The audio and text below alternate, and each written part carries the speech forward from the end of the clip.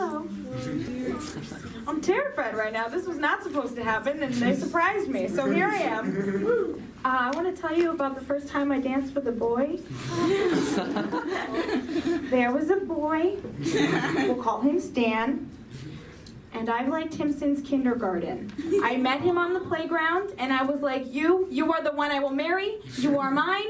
This is a relationship. You don't know, but that's okay. Anyways, I saw him in the cafeteria. He was dancing with his friends, and a slow song came on, and I was like, you know what? I gotta do this. I can do it. I can go up and I can ask him. I can talk to him. We're both humans. I mean, it's fine. So I walked up, and I was like, hey, so, do you think maybe you might want to, like, dance with me or something? I don't know. He was like, yeah, sure. And I was like, wait, really? Okay, let's, we can go over here. That's cool. And I was sweating so bad, and so was he. So I guess that was okay in the end. Who knows? I don't know. But he was a lot taller than me, so it was very awkward for me to get my arms on his shoulders. So I tried my best, and I squirmed around a lot. But, he was talking to me. We were having a conversation. That is the most conversation we've ever had my whole life. And it was so exciting for me. And then the song ended, and he kept talking to me, but my brain processed that as, he's only talking to you because you're still here. Why are you still here? You're annoying him. Get out of the way. So I just interrupted a sentence, and I was like, good dance. And we high-fived. And then I ran out of the cafeteria to tell my mom, who was running the snack table. I was very excited. Senior year was a really good year for me. Later that week, I saw him in the hallway, and we were the only two in the hallway, and we made eye contact. So I could tell something was gonna happen. Like, that means that we're gonna have some kind of contact, interaction, we're gonna speak to each other. So I was just getting my mind ready, because I can't fuck it up, I'm gonna marry him. Like, I can't let him hold that over me for years. So I was walking, and I was like, what are some things that could happen? He could be like, hey, what's up? And I'll be like, not much. That seems like a thing. That's a universal thing to say if somebody says, what's up? So I was like, all right, not much, not much. Just repeat it so you don't fuck it up. Not much, not much, not much. He came up to me, he's like, hey, how's it going? And I was like, My brain said abort because not much is not the answer for how's it going. So the only thing that came out of my mouth was, yeah.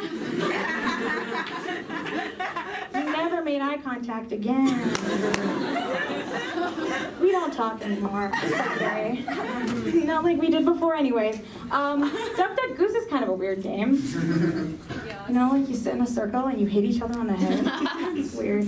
There's also different ways you can play Duck, Duck, Goose. Like you could be the aggressive hitter that like slams on people's head, or you could like barely touch them so they're like irritated and they're trying to get hit. Or you could like mess up their hair a lot. I was one of those. Who knows what I was? People didn't tell me. I remember this one. I'm choking on my spit. I remember this one time in elementary school. We were sitting in our circle. We were playing Duck, Duck, Goose. It was a happy elementary school time. And Jeremy Robinson walked up to us. I want to tell you a couple things about Jeremy Robinson. First of all, he was the kind of person who was aggressive and would also grab the hair and mess it up a lot. Another thing, Jeremy frequently had head lice. By frequently, I mean every week. I don't know if he ever tried to get rid of it. There's generations of lice in his hair. So no one ever invited him to play. Like he came up and was like, hey, do you think I could join your game? And we were like, because if we don't let him, then he's going to tell the aide, and then the aide's going to be like, you guys all have to sit on the concrete wall, because that's just not okay. You can't exclude people. That's bullying. So we were like, all right, Jeremy, you go.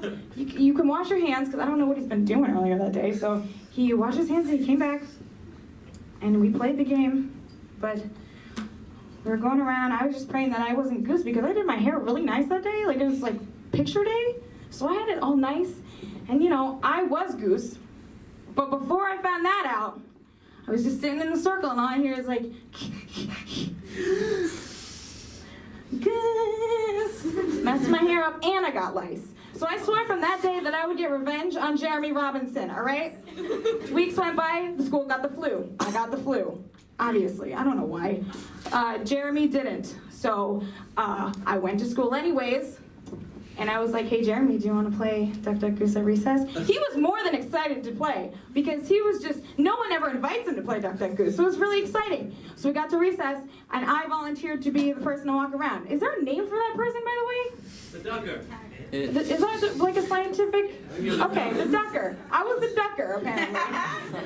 And so I was going around the circle, and I knew who Goose was, and I bet you all know who Goose was too. Walking around the circle, just duck, duck, duck. Jeremy's turn. I hopped a loogie right in my hand. I put it over his mouth. And I screamed. I whispered down right next to his ear, and I was like, Goose. That joke is called Quack Quack Motherfucker.